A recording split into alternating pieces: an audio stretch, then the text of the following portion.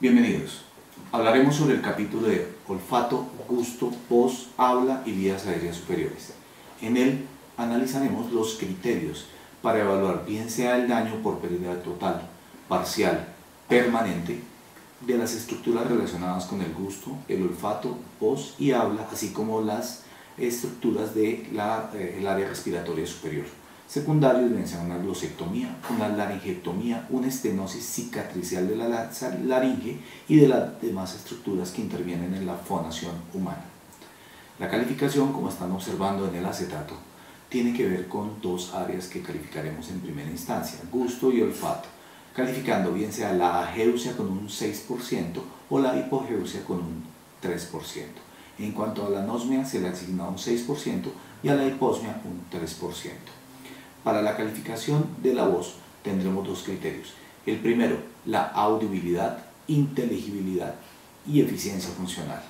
En tanto que el criterio número 2 se refiere al índice de incapacidad vocal abreviado o Voice Handicap Index del BHI-10. La valoración básica de la voz se hace integrando los siguientes parámetros. Audibilidad es lo que permite que la persona sea escuchada aunque haya ruido de fondo. Por lo general refleja la condición de la voz. La inteligibilidad se basa en la capacidad de articular y vincular las unidades fonéticas de una palabra con la precisión suficiente para ser comprendidos. En tanto que la eficiencia funcional se refiere a la capacidad de producir una cantidad suficiente de habla rápida, con ritmo y durante un periodo de tiempo suficiente, de forma que permita una comunicación de tipo eficiente. Una vez vistos estos parámetros, entraremos a mirar cuáles son los trastornos de la voz que son. Primero, trastornos de volumen. Se refiere a la fatiga de la voz, debilidad en la intensidad o en el tono de la voz. Segundo, control anormal, tono y o variación melódica. Y en tercero es la calidad anormal, es decir, la voz puede tener disfonía, dureza y o afonía. Estos son los síntomas de los trastornos de la voz.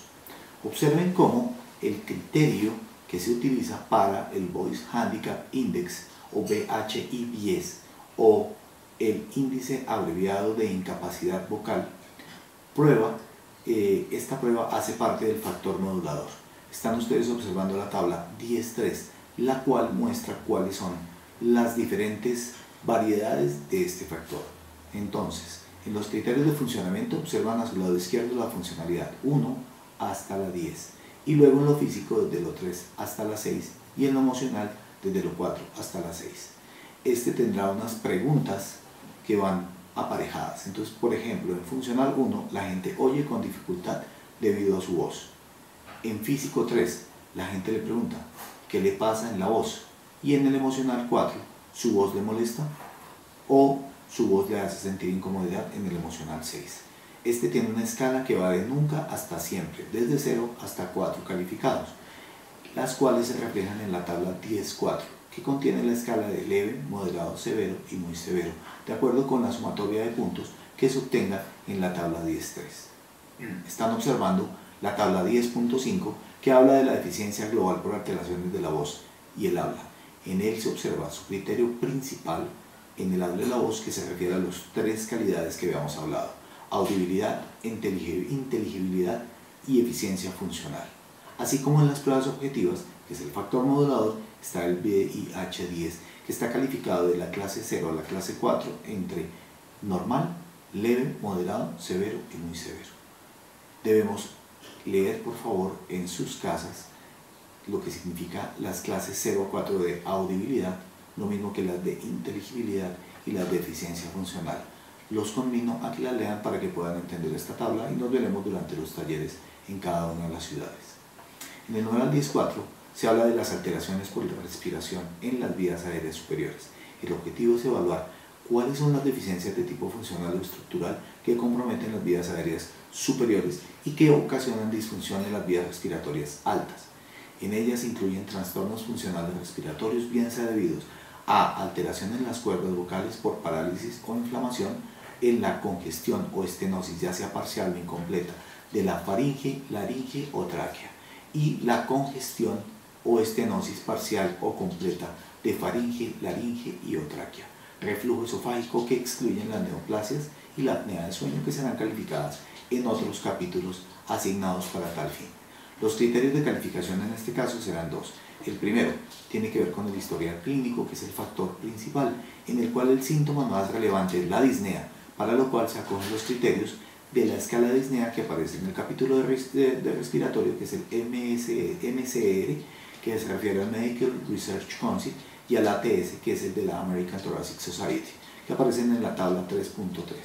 Las pruebas objetivas, que es el criterio número 2, es un factor modulador y se refiere a los exámenes disponibles de diagnóstico. Entre ellos están la laringoscopia, la traqueostomía y los estudios radiológicos de resonancia magnética y TAC. Están observando la tabla 10.6, que habla sobre las alteraciones de las vías respiratorias. En él observan los valores y las clases, van desde 0 hasta la clase 4, en valores que varían desde 0% hasta 70% en el literal C de la clase 4. El factor principal o historial clínico habla de la disnea, puesto que esta tabla se refiere a la dificultad para respirar en vías respiratorias altas. El diagnóstico por resultados, que es el factor modulador, habla del TAC en la mucosa sinusal con engrosamiento, el TAC con inflamación de cornetes, nasofaringe y orofaringe, o la laringoscopia, que habla de la función de las cuerdas vocales y que será calificado desde leve, moderado, severo y muy severo. Recuerden que a las personas con traqueostomía o estoma se les asigna un 25% del deterioro de la deficiencia total y aparece en el numeral A, que aparece en el pie de página de la tabla 10.6. Finalmente, esta calificación de este capítulo será de acuerdo con estos criterios. Les convino a leerlos de una manera detallada para para nuestros talleres. Muchas gracias.